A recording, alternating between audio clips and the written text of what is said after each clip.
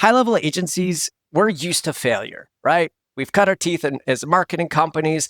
Failure is something that we're used to, right? We take on failure, we embrace it, we love learning from those moments. It makes us stronger. These are all cool things. But how do snapshots and high-level agencies fail quietly? And quietly is the part that is scary because failing is fine if we know about it, right? We feel the pain, we learn from it, move on. But when you fail quietly, that's a little worse because when things fail quietly, it means we don't actually know that we've failed yet.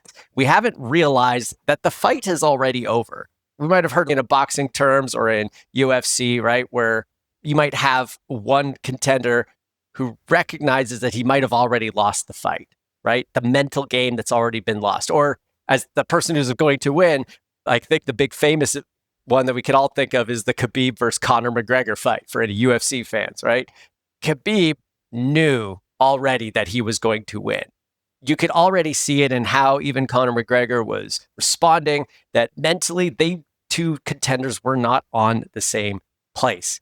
And one of them knew that the situation, Khabib, and the other person didn't. Conor still thought he had a fighting chance and he was going to go all in. He still talked like he was going to win, but he didn't have it. This is a problem. So going back to snapshots, this is the problem of quietly failing in high level. You think that you are onto the winning path, but something about your logic, your mentality, your approach to your snapshot has already kind of failed and you don't realize it yet. And the most common way that snapshots in high-level companies fail is when they don't have a accountability mechanism in place to make sure that the real pain of future problems is brought to their forefront.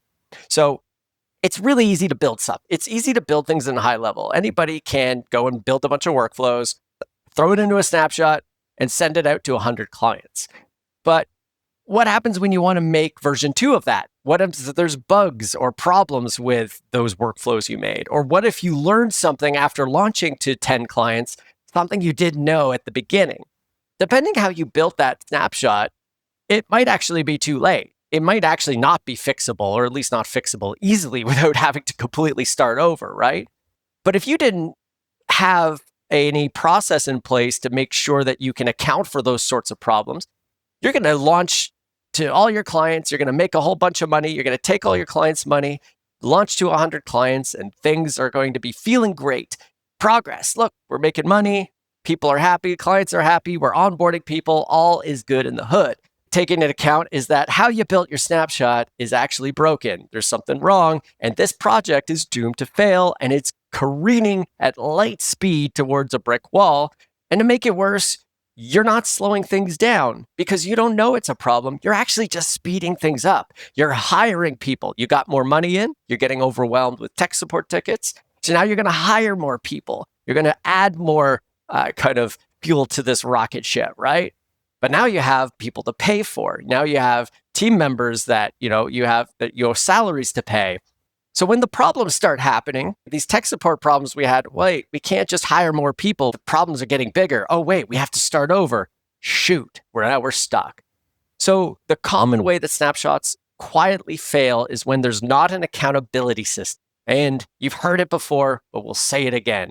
What that accountability is having a mapping process, a process where all of the people, the stakeholders that understand the client journey, maybe it's with the clients themselves, that we map out and explain and show visually what is this system that we're trying to build. And if the clients can look at the system and go, yeah, that would solve my problem. Or if you as the CEO, if you're hiring a freelancer, that freelancer needs to have a mapping process to show you what he understands about your vision. And if you can look at the map and go, yes, this is it. And the freelancer goes, yes, that is exactly what we're building.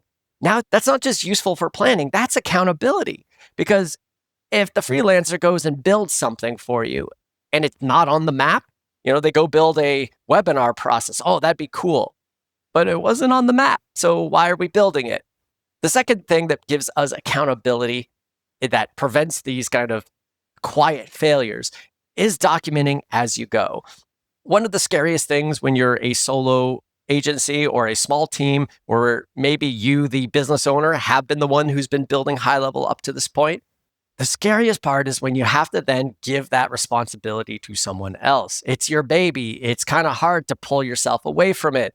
Are they going to do it right? Can I trust this person? Are they going to do it the way exactly that I want?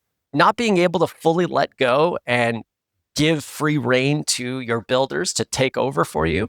Now you're micromanaging them. Now you're kind of looking over their shoulder. Now they're second guessing everything that they're building because you're having over, right? This is how a snapshot quietly fails, is that you didn't have an accountability mechanism to hand things off cleanly. And what documenting as you go does is it gives you, the business owner, daily updates of how things are progressing. You can check in and see the work that's being done. If there are any problems coming up, not seeing onboarding steps, right?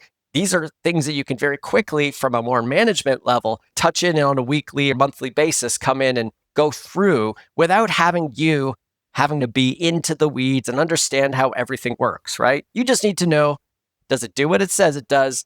Is it provable by tests? Are there tests that are being done that show things being done? Does everybody have what they need? And documenting as you go is that way of keeping a builder accountable so they stay focused, that everything's tied to that original map. And then the third level of accountability is having a actual process, having a testing process where we don't just launch things. We build a snapshot, we say exactly what this new version is going to have, and we have tests that we can do to prove that we did it. Because when we launch and we don't test, or we don't have a process for testing, that's how you quietly fail, right? That's how you build something, and if you don't hear any problems from the client, everything must be good. It's not good. Those problems could happen and nobody's saying anything, or clients are just, instead of telling you about it, they just check out. You as the agency need to be able to bring that future problem of finding out too late that there's problems with your launch. You need a mechanism to bring that to the future. You want to find out now that things are broken. You don't want to find out 6 months later when you started ramping up your team, onboarded more clients. Because if you find out 6 months, a year later, that you probably should have done something now, it's going to be a sad day in Whoville.